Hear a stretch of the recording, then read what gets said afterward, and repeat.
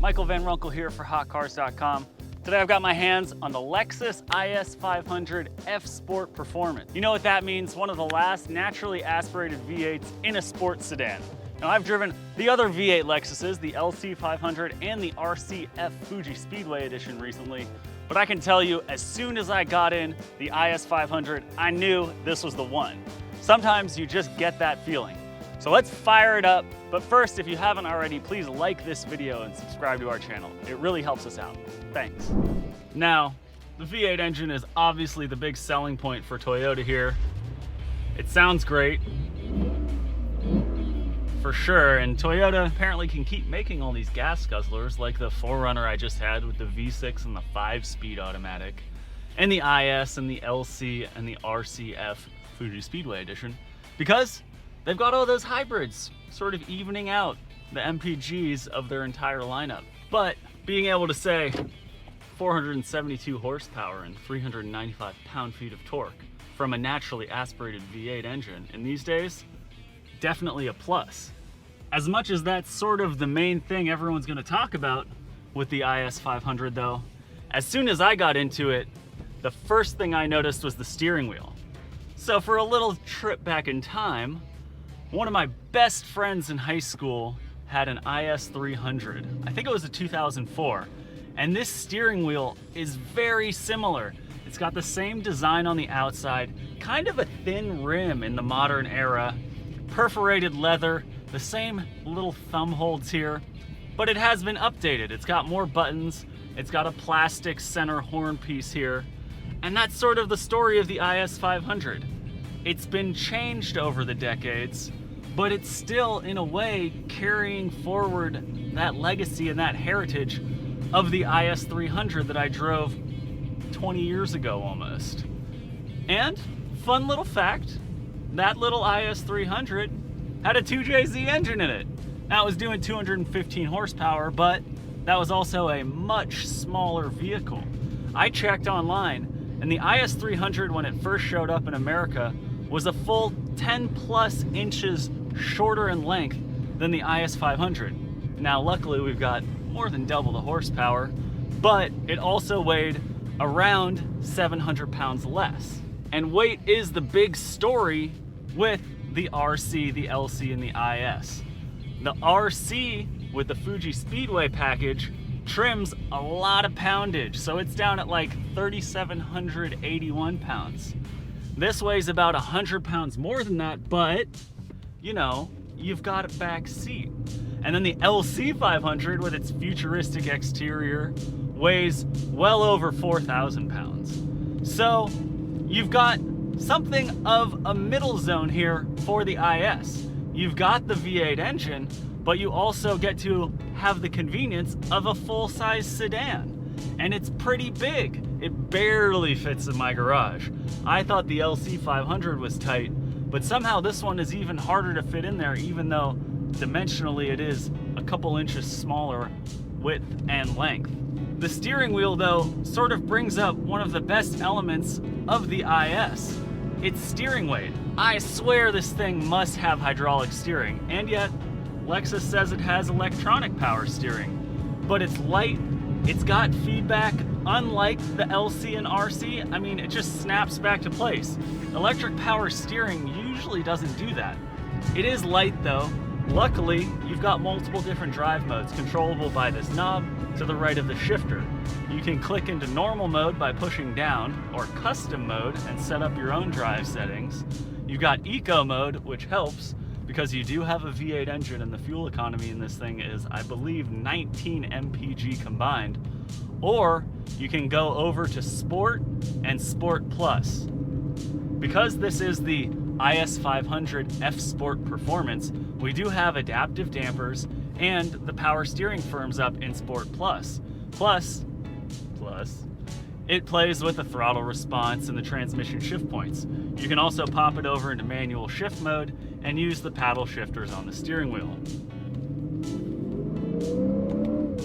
It's a traditional 8-speed automatic, not a dual clutch, but it's got a locking torque converter, so the shifts are pretty snappy. If I downshift into second there, it's pretty quick. Come out of the corner, Pop up into third. You can hear the upshift is pretty quick, but not really a good pop. But when you put it in Sport Plus, the steering firms up just a little more, and it's even better. This might be the very best electronically assisted power steering I've ever experienced outside of maybe a Lamborghini Urus. And that sort of brings me back to driving my friend's IS300. Now that of course had hydraulic power steering, but it was an engaging car. We used to race all the time. I had an E46 325i sedan. Nothing special about it. So with double Vanos and the BMW low-end torque, I had him off the line. But then because he had a little more power, a Torsen limited slip differential in the back, just like this car, he'd pull away eventually, and the top end on that thing was a little better. I drove that car all over the country, and it was pretty comfortable. Just a great road tripping car. And the seats in this IS, also surprisingly similar all these years later. They're comfortable, bolstered, but they sort of envelop you, and you're lower and further back than you realize. Luckily, the steering wheel is nice and adjustable, and it all just creates this perfect cocoon of driving that I think the LC and the RC sort of lack in maybe just their all too futuristic design. But then all of the great interior and exterior design on the LC and RC is sort of then just completely let down by the infotainment and center console usability. You know, Lexus is trying to sell cars by saying discover intuitive technology, but their technology is the opposite of intuitive. This IS still has the trackpad that if you've watched or read any Lexus review over the past few years, you know that it's just a joke and borderline dangerous. But at least now it's got a touch screen instead of having the screen behind a layer of glass. Still no wireless CarPlay. Come on, Lexus. We all know that that is literally just a software update, and Infiniti did it across their entire model lineup. So you plug in your phone, you've got CarPlay, and you can use it with your fingers on the dash. Otherwise, you're sort of stuck using the trackpad sometimes and your finger sometimes, and then going to the map. But on the other hand, and this is very important for me because if you watch this channel a lot, you know I'm obsessed with ventilated seats. This car does have a physical button to turn your ventilated seats on and off. Unlike the LC500, where you literally have to go through 4 separate screens to get from your navigation to the screen where you can turn on your ventilated seats. That's just ridiculous. Now that we're past all of the sort of user experience parts of the Lexus IS500 F Sport Performance, a little bit of a long name there, guys. How's the actual driving? Well, I never got behind the wheel of an ISF from like the 2010 to 2014 years, I think those ran. I wish I had, because this is sort of the successor to that, even though it's not a full F, it's an F Sport Performance. Still, it's got 472 horsepower, whereas the ISF had 416. So we like that power gain because it helps with what is undeniably a bit of a heavy sedan. But still, even if you're in sport mode, or, well, I just popped into eco by accident, then into my normal mode, then into sport mode, it's got just like enough body roll to let you know what's going on. It's pretty well balanced. The weight distribution front to rear feels good, but the IS500, it really handles pretty well for such a heavy sedan. It's got feedback. Now, it's not on the world's best tires. They're just Bridgestone summer tires on 19-inch wheels, and they do squeal, and they do feel a little rubbery, and the traction control kicks in unless you fully defeat it.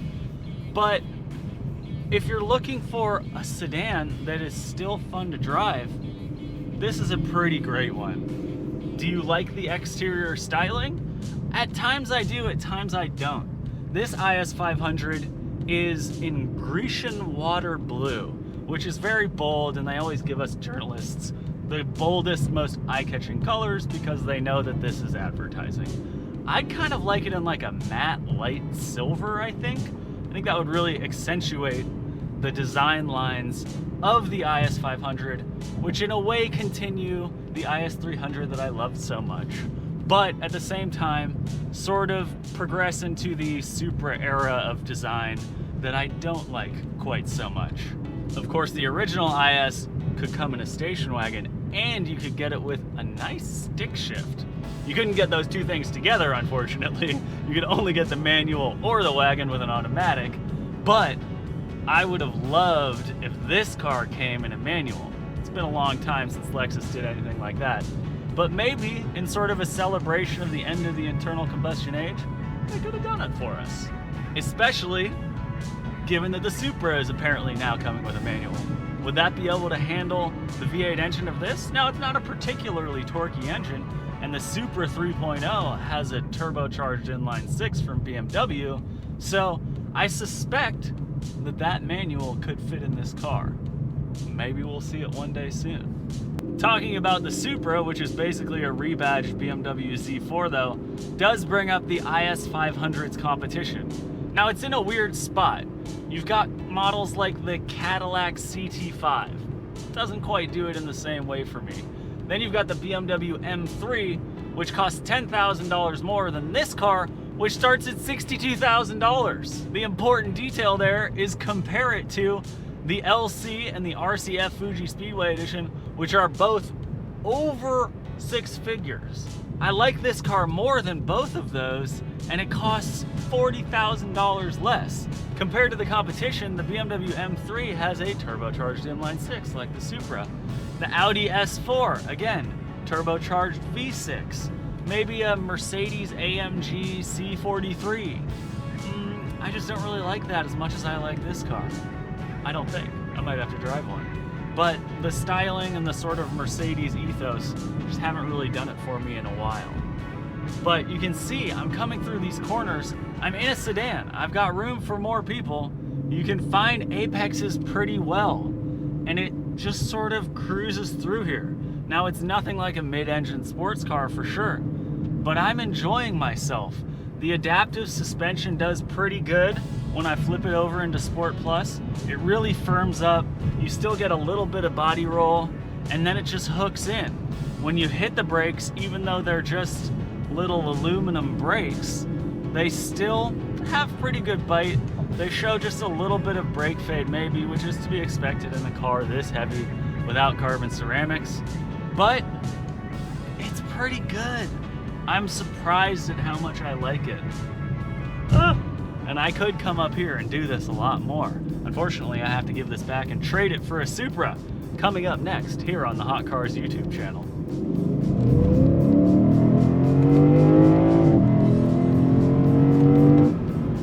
Now the paddle shifters do show a little bit of a lag there, but it's still pretty quick and the sound is very engaging, shall we say. Pop it up into second there, come in hard and push this thing a little hard for a second here.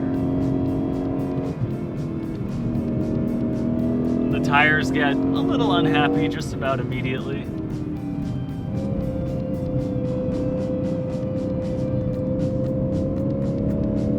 There we go. Ooh. Rear end flicks out just a tiny bit before the traction control catches it. Ooh, that was good and sideways. The engine just sounds great. I would have the windows down if I wasn't recording for you guys right now.